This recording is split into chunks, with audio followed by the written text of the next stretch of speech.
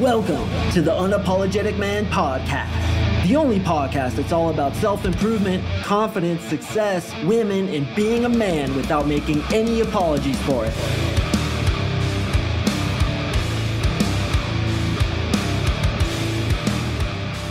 What is up, gentlemen? Thank you for tuning in to another episode of the UMP. I really do appreciate you. Today, we are going to talk about alliances, how to build quick rapport with women as well as men to bypass that uncomfortable first few minutes, but instead get into quick trust with them, get into quick rapport with them so that you can move the relationship forward without the usual delays that we have to deal with when trying to build that familiarity with people. And we're going to get into that today.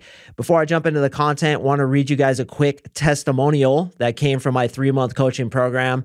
This is from a client named John. What is up, John? Really appreciate this. Just got this email out of the blue. Didn't even ask for it, but he's 6 weeks through the 12-week program. I've reached the halfway point in the program and wanted to give you some updates and a big thank you exclamation point. Brother, your NLP lessons are amazing. That in itself was the best money I've ever spent and the reason why I invested in the first place. Since starting your course, I feel more confident, more significant, and more empowered. I gained the courage to put my foot down at work and almost doubled my salary in one conversation. Fuck yeah, John, that's what I'm talking about. Frame control right there, brother. You know what you deserve. Go ask for it. Carrying on, he says, I know, shocked the hell out of me too. I'm able to talk to anyone about anything without the fear of rejection or ridicule. Most importantly, I'm able to unapologetically stand up for myself and my values, and the anxiety and panic attacks I was having are all gone. All in 6 weeks, ? Insert scratching head emoji. God, this is a really good testimonial. I appreciate this, John. As far as dating goes, I've had to quit for a hot minute. Your content and techniques are gold, and everything you said would happen did. The good and the bad. Everything from jealous women to emotionally unstable ones. It's part of the program, boys. You're going to deal with some crazy girls, but it is what it is. If you can see it as an adventure, it's actually kind of fun. If you want to hear some stories from me, go to my podcast where I talk about stalkers and freakouts. Okay, carrying on. It was getting to the point where I was spending more time trying to get girls to calm the fuck down than simply enjoying their company. In the last 6 weeks, I have dated 9 girls, slept with 5 of them, and lost count how many new faces I've made out with. I've become quite the slut, LOL. A stark contrast to before we met. Thanks again, my friend. I owe my salary bump to you, and I look forward to investing in future programs. Have a great weekend. John, I really appreciate it, brother. That is an absolute fantastic testimonial. And you listening, man, you could do it too. My program is a total solution. I don't nickel and dime you and give you little pieces of the puzzle and then say, hey, upgrade to this next thing to get the full piece of the puzzle. No, this is a total solution. You have lifetime access to the Brotherhood Facebook group for the rest of your life, which is several hundred veterans answering your questions for the rest of your life, as well as lifetime access to all the lessons, the NLP. I teach you everything. I put my heart, sweat, and tears into my clients, and that's why I get reviews like that. It's really, for lack of a better word, it's something magical is happening right now with my program where the boys come in and they get in that energy, that same energy I try to drop on this podcast, and they just kill it, man. Every single guy just gets those results, and I'm really genuinely proud of it. And I want to invite you to come meet with me for free. Let's talk about you, talk about what your goals are with women, and see if you're a good fit for my 3-month coaching program. Go to my website right now, click on coaching, and then fill in the quick application, and you and I will get on a one-on-one call together. I'm going to spend up to an hour with you talking about your issues, and all I care about, brother, is if I can help you. I want to know what your past was like, what kind of issues you have, where your insecurities are, what your experiences are with women, what kind of belief systems you're dealing with. And I want to see if I can help you. If I can't, we part ways as friends. If I can, we move forward in the program, and you'll be sending me an email just like John is literally having too many girls to handle when before you had almost zero or not girls that were up to your standards. So go to my website, fill that in, and we will get on that call together. All right, gentlemen, let's get into the content. So alliances is a term I came up with based on the definition of alliance, which is building a commonality with somebody, getting on somebody's team. As human beings, we like team members. We're very tribal in our mentality. So if you can make the person you're speaking to feel like they're like you or you're like them, you are going to build rapport with that person much quicker. Now, rapport just basically means a general sense of familiarity, a general sense of trust, feeling like this person is a friend, feeling like this is somebody you can count on, and somebody who you want to see in the future.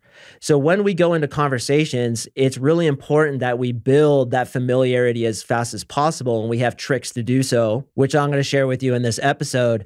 But the first point is to do what I call assume familiarity. So if you were to see me in the airport, you would come up to me and be like, "MarkSing, is that you?" And I'll be like, "Yeah, man, what's up?" You would have a certain familiarity with me because hopefully you've been listening to my podcast more than just a few episodes. And if you haven't, then hopefully this episode convinces you to listen to more. But oftentimes when I get hit up by fans or get on these calls with people or people run into me at different events or whatever, I get seen out in public, they have that sense of familiarity with me. And it's a real kind of like friendly, like, "Hey man, I really appreciate your content. You're a champion." And I automatically like that person. Every single person I get on that breakthrough session with, I just like them, man. It's like we're old friends. And it is like two friends just chilling, just talking. And I want to see if I can help you. But it's that assuming familiarity that I do with women that's extremely powerful. And you can do this at work. You can do this in social networking occasions. You can do it wherever you happen to go. Even when you're meeting a stranger, what you do is you kind of act like you've known that person for years. You act like that person is your best friend. Or in the case of a woman, you act like she's your friend's girlfriend, for example, which is something I really like to do. Because if I act like I'm trying to quote unquote game her, you just come off weird, right? But when you come off the way I'm speaking to you guys, like I talk to you guys like you're my friends. I would talk to you just like this if we were driving down the road and I'll be like, "Hey man, you mind if I tell you about this thing, alliances?" And you'd be like, "Nah, man, go for it." And then boom, here I am talking. So it's that familiarity that you talk to her. And I like that friend's girlfriend thing because it doesn't make you feel thirsty. It doesn't make you feel like you're trying to get anything from her. You're just cool. And there's certain people in this world, and see if you can relate to this. There's people who you meet them and you're like, "Okay, that guy's a cool guy. I could jive with that guy." And then other people who just kind of have like a creepy vibe about them and you're like, "I don't know about this dude." It's those people that have a good vibe about them that, unbeknownst to you, assume familiarity with you and they're just cool. And there's no other way to explain it, is there? They're just cool. You're just like, "Okay, I could deal with this dude. This guy's pretty cool." And it's because he's comfortable with himself and then he's comfortable with you. And what he does is when he speaks to you just like he talks to everybody else. Guys often ask me, they're like, "Yo, how do you talk to girls? Like, what do you do? What's the voice you use?" And I'm like, "This is the voice I use, the exact same voice that I'm speaking to you with. It doesn't fucking matter." Like, I don't put girls on a pedestal, but I assume familiarity with them just like I do with people who I meet. So I've mentioned this in the past where when you meet somebody, I don't like to say, "Hey, how are you? My name's Mark." I like to say, "How have you been?" Because if you say, "How have you been?" there's the assumption of a relationship already established. And it's almost like you and I have history. I'll be like, "Hey man, how you been, brother? What's your name?" So just that subtle assumption of history together is building that familiarity. It's building that rapport, and it is an alliance. Now you and I are on a team because I'm like, "Hey brother, how you been?" And I do this with women too. Okay. When I meet a woman, I'm like, "How you been? What have you been up to?" I ask questions that an old friend would ask, right? Like, "How'd you get here tonight? Who'd you come with?" I just basically ask questions that assume that alliance. Okay, so that's lesson number one. When you meet somebody, when you first meet them, use words that establish a history between you two to establish an unconscious rapport in her mind that you guys have more familiarity than you actually do. Another thing I do is I use the word us. Like, yeah, you and I are standing over here in this freezing ass corner while everybody else is next to those heaters. God, this fucking sucks. So you see how when I say you and I are doing this and everybody else is doing that, it creates an alliance between us where it's kind of like her and I against, although against isn't the perfect word, but it's kind of like her and I versus everybody else. And this is why I call it alliances. Alliances are you and her against or versus the rest of the crowd. A great way to do this too is to share secrets with her. A great way to do this is to share gossip. Although I don't like to talk shit about people, I may share with her like some information about somebody in the group who XYZ happened. And or I can say that XYZ person is typically a little bit threatened by a girl like you, but don't worry, I got your back. You and I are in a team now, so I'm going to go ahead and protect you. I'll protect you from that person. So once again, it's you and her, which are doing something, sharing a secret, sharing conversation, which is outside the group's knowledge. For example, you guys are all sitting at a table, somebody says something that's like kind of hateful. And before you shared with her, like, see that girl right there? Her name's Becky. She's really negative, so don't let her negativity get to you. And then we're at the table and Becky starts talking shit about somebody else in the club. Then what you can do is tap the girl's foot with your foot, letting her know like, hey, there's that secret. There's the proof of the secret I shared with you. And it's kind of like that alliance, which is outside the group's knowledge. Okay, so to reiterate what we've spoken about so far, first of all, use language that says that you guys have a past together. Ask her questions like you'd ask of an old friend, and share secrets with her and or build an alliance with her that's outside the group's knowledge. Another thing I like to do is what I call Hypo Stories. Hypo stands for hypothetical stories. This is so goddamn powerful. It definitely warrants its own podcast episode, but I'm just going to slightly introduce it here. Okay, what you do is you basically talk about how you and her have history together. Oh my God, this is so powerful.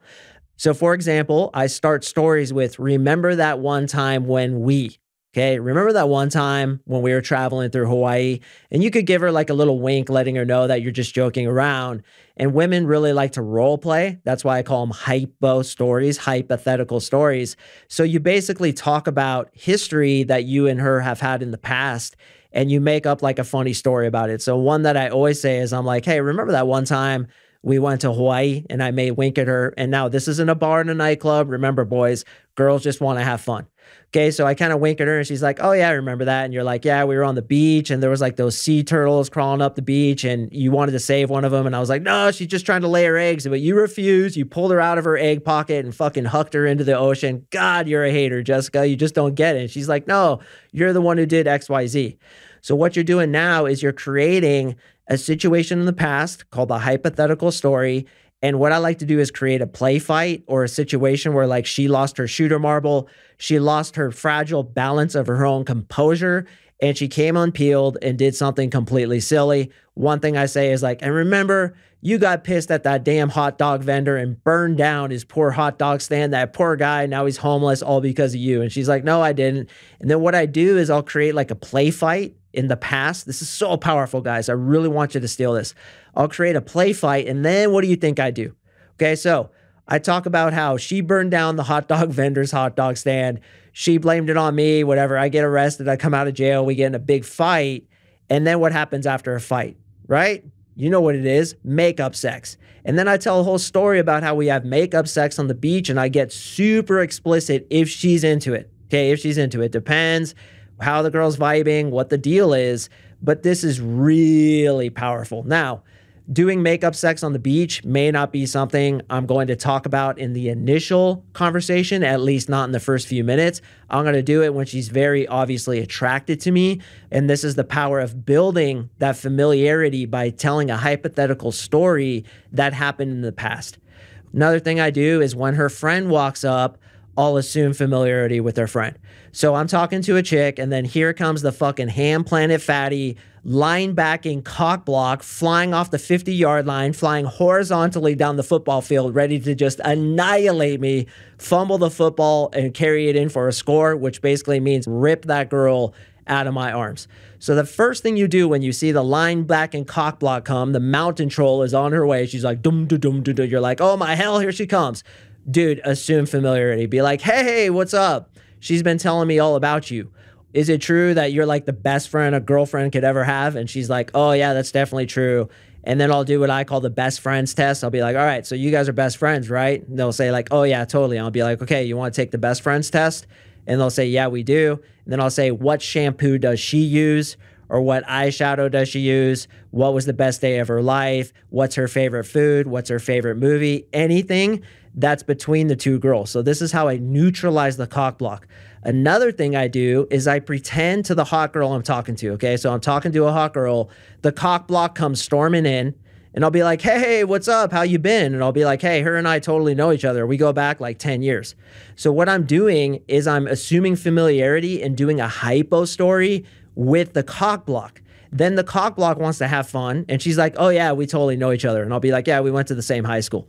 And then me and the cock block will have like an alliance towards the girl, the target. You see how that works? So now I'm getting into deep rapport with the cock block. She's no longer a cock block. Now she's my teammate and she's going to actually push her friend into my arms. So if you can pull this shit off, boys, it's super powerful. So to reiterate, what I love to do is when the cock block comes in, I'll immediately invite her in, ask her questions, assume that familiarity, ask her about her and her friend, make it about them. Super important. Or, and this is my favorite thing, is I'll do a hypo story with the cock block coming in, telling the hot one that the cock block and I have history together, and then me and the cock block are like lying to the hot one, and then the hot one's like, what? You guys really know each other? Oh yeah, we were like valedictorian, homecoming king and queen together. We're like best friends, and then I'll hug her. Oh my God, this is so powerful. All right, so to go over one more time everything I said, if I can remember it all. Okay, first of all, assume familiarity when you first meet people. Say things like, how you been? What have you been up to? Did you get here safely tonight? Another thing I'll do too, which I neglected to mention, is sometimes girls will have like pet hair on them.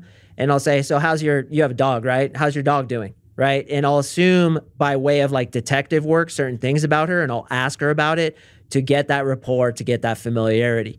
Another thing I'll do is try to use we, like, oh, we totally got screwed tonight. This bar is going to close early because of this, that, and the third. And using we makes it seem like we're in an alliance together. When it comes to alliances, I like to have secrets between her and I that are outside the group's knowledge, and or you guys are like on a mission together to accomplish something, such as, for example, God, all these new memories are coming to me, hooking two people up.